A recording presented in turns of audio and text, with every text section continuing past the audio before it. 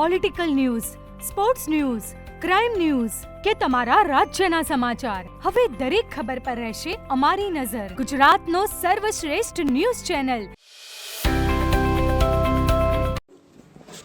ચાણસ્મા તાલુકાના 32 ગામોમાં હવે ઘરે ઘરે કચરો એકત્ર કરવા માટે ઈ-રિક્ષાઓ ફરશે.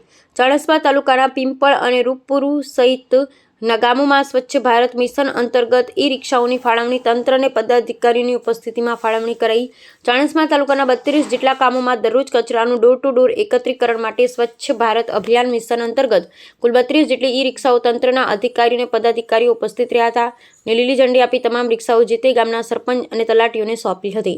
ચાણસ્મા તાલુકાના પિંપળ ગામે ગુરુવારે વહેલી સવારે ઘન કચરાના ડોર ટુ ડોર એકત્રીકરણ ઈ-રિક્ષાઓનું લોકાર્પણ કાર્યક્રમનું આયોજન તાલુકા વિકાસ અધિકારી બેલાબેન પટેલ તથા તાલુકા પંચાયત પ્રમુખ પુષ્પાબેન અને ડેલિગેટ કૈલાસબેન પટેલ તથા માર્કેટ યાર્ડના ચેરમેન દશરથભાઈ પટેલની ઉપસ્થિતિમાં કરવામાં આવ્યું હતું. જેમાં કુલ 32 ઈ-રિક્ષાઓ ફાળવવામાં આવી, જેમાં 13 રિક્ષાઓનું લોકાર્પણ પિંપળ ગામેથી કરવામાં આવ્યું હતું. આ પ્રસંગે ટીડીઓ દ્વારા પણ તમામ તલાટી કમ મંત્રી તથા સરપંચોને દરરોજ પોતપોતાના ગામોમાં ડોર ટુ ડોર ઘન કચરો એકઠ કરી તેનો નિકાલ કરવા માટે સૂચન કર્યું હતું અને સ્વચ્છ ભારત મિશનને આગળ ધપાવવા આહવાન કર્યું હતું. તેમજ રૂપપુર ગામે પણ તાલુકા ભાજપ પ્રમુખ કિરણ જાની તથા ડેલિગેટ કૈલાસભાઈ પટેલ સહિતના પદાધિકારી અને તંત્રના અધિકારીઓની ઉપસ્થિતિમાં 11 ઈ-રિક્ષાઓનું લોકાર્પણ કરવામાં આવ્યું. આમ ચાણસ્મા તાલુકામાં કુલ 32 ઈ-રિક્ષાઓ ડોર ટુ ડોર ઘન કચરાના નિકાલ માટે ફાળવવામાં આવતા ગ્રામ્ય વિસ્તારોમાં સ્વચ્છ ભારત સાથે સ્વચ્છ ગામ બની રહેશે.